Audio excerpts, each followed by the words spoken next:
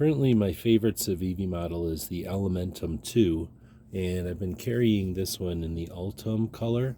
I really like it. It's lightweight, and but the thing is, I just came across the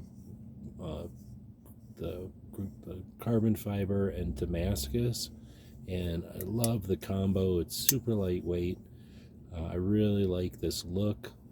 Of course, the blade shape and the size are what I'm carrying now. It's what I like. So I'm wondering if I shouldn't change out to this all black with sort of the stonewashed blade as a kind of a middle ground. I don't have anything against the one I'm carrying, but I've thought about carrying the dark blade, and I don't think I can bring myself to carrying the Damascus as a daily carry. It's too nice of a knife.